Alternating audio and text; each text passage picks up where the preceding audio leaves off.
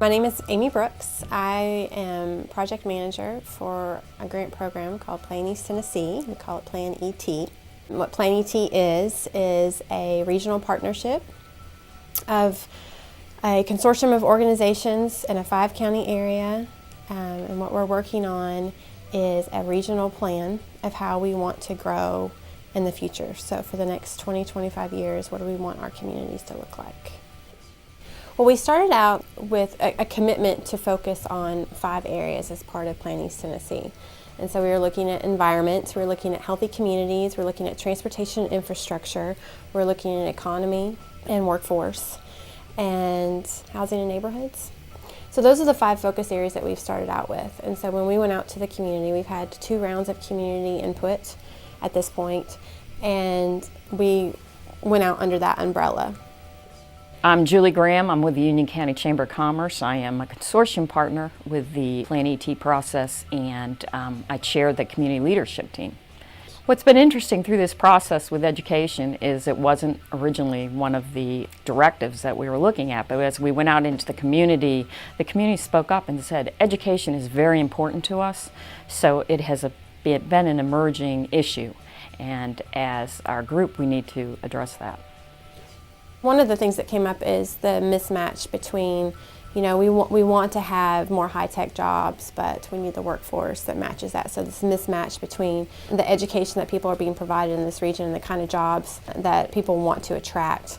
There was also a concern, and it varied county to county, but in general, a concern over public schools and the quality of the public school education. Again, people in Blount County might have a more positive outlook on their public school system than maybe Union County or even Knox County. But in general, I think that when we also did a public survey that the University in Tennessee administered for us, and that came up as one of the key issues is education. So I think over 30% of respondents were saying that yes, this is an area of concern for us. So in general, that it's just an area of concern and a place we should focus. We want to attract high quality jobs, but do we have the workforce to meet the needs? Well, I've been looking at dropout rates for a long time because at the Chamber we also look at that from an ECD perspective, 3-star perspective. So most counties are pretty familiar with their dropout rates, but on average Tennessee has a dropout rate of about 30%, which is quite high. The effect of a dropout rate quite that high is it makes it difficult and challenging to recruit businesses. That's a number they look at. They're looking for skilled workforce, but also they're moving people here and they want their kids to go to great schools. If you're not graduating kids, that's a number that flags up without even being able to look at the school, what they're doing internally. It's just one of those flag numbers. Another problem with the high dropout rates is it has an economic impact in each community from the perspective of those people that are living.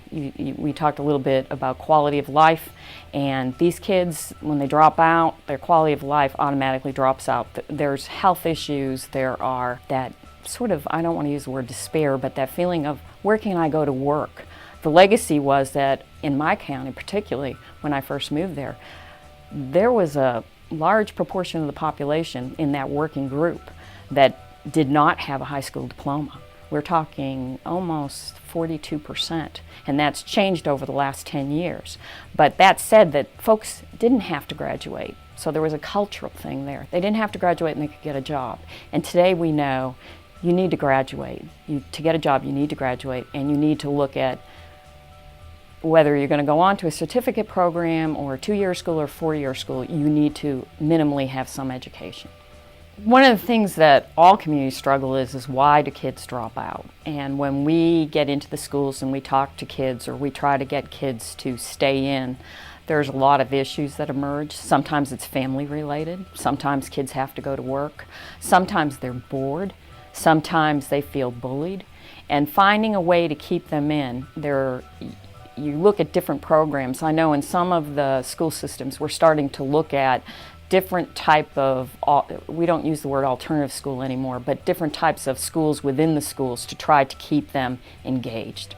And if they can make a connection between completing school and the next stage of their life, then they normally stay in. What a community can do to lower dropout rates would be to have involvement in the schools that not only includes the teachers and the students, but you need parental involvement, you need business leader involvement, and P16 is supposed to reach part of that, but we need to be there.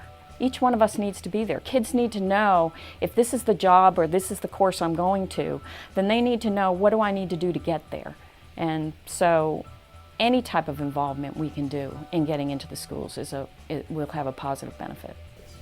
When we talk about education, obviously the best case scenario is that every child reaches their full potential, whether that's a high school diploma onto a job, onto a certificate program, onto that 2-year program, or onto that 4-year program. And we need to be out there with programming that allows them to achieve that.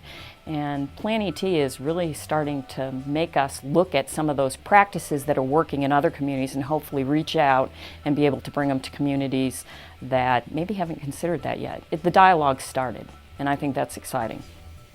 I mean, what we're trying to do is come up with a shared vision, a community shared vision of where we want to go.